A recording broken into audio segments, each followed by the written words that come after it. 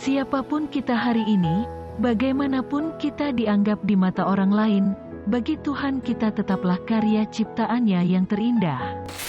Sebelum kita lanjutkan, jangan lupa subscribe videonya dan tekan tombol loncengnya ya guys.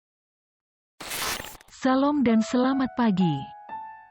Firman Tuhan dalam Kejadian 2 ayat 20a tertulis demikian.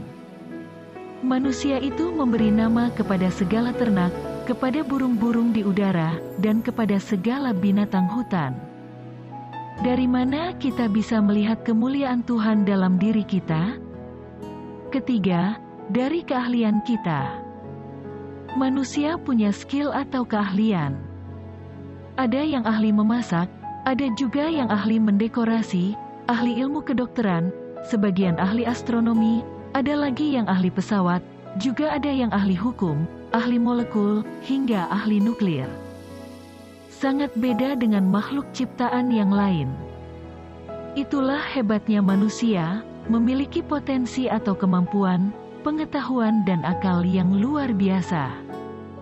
Ayat renungan di atas membuktikan sejak awal dunia diciptakan, manusialah yang memberi nama kepada segala ternak, kepada burung-burung di udara, kepada segala binatang hutan, dan kepada semua binatang yang diciptakan. Dalam diri manusia, Tuhan telah menanamkan kecerdasan yang oleh ilmu pengetahuan dipakai istilah DNA. DNA singkatan dari deoksiribonucleic acid. DNA membentuk materi genetika yang terdapat dalam tubuh tiap orang, yang diwarisi dari kedua orang tuanya. Dalam kehidupan manusia, Tuhan telah merancang segala sesuatunya, sehingga menjadi sesuatu yang dahsyat dan ajaib.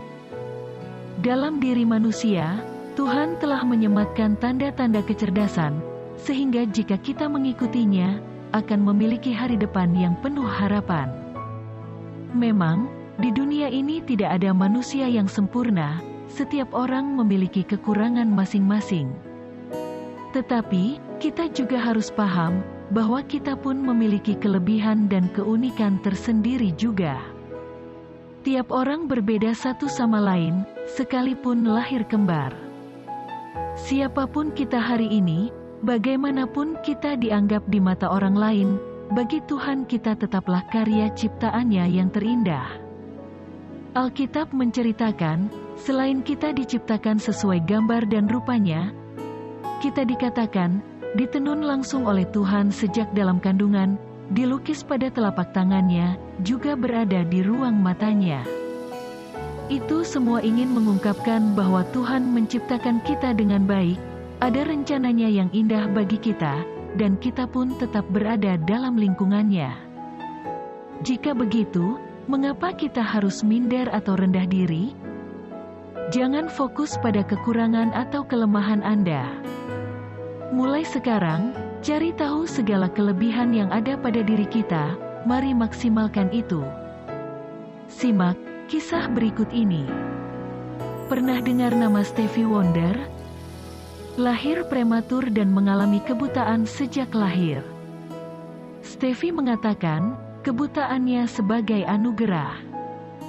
Saya merasa benar-benar mendapat berkah. Tuhan begitu baik kepada saya selama saya hidup, lanjut Stevie.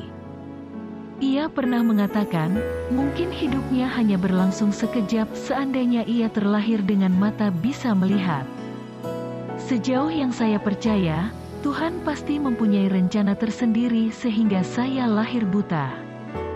Menjadi buta membuat saya mempunyai kesempatan, agar bisa berbagi dan memberi semangat kepada mereka yang tuli, gagu, dan mereka yang terpinggirkan, bahwa mereka sangat berharga di mata Tuhan. Stevie membuktikan keberhargaan itu.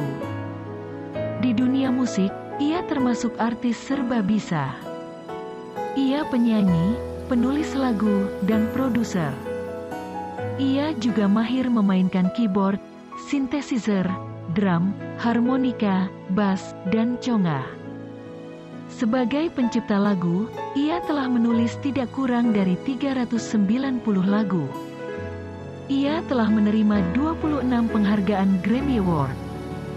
Ia juga telah menerima Grammy untuk kesetiaan berkarya, Lifetime Achievement, pada tahun 2005. Stevie ditunjuk sebagai Duta Besar PBB untuk Perdamaian pada tahun 2009. Lagunya yang mendunia, I Just Call to Say I Love You. Ban Ki-moon, Sekretaris Jenderal PBB berkata, Stevie memakai suara dan lagunya untuk menciptakan dunia yang lebih baik. Stevie yang buta bisa, Anda yang melihat pasti juga bisa. Renungkan, dan jadilah bijak. Selamat beraktivitas, terus jaga protokol kesehatan, tetap semangat dan salam hebat. Tuhan Yesus senantiasa memberkati.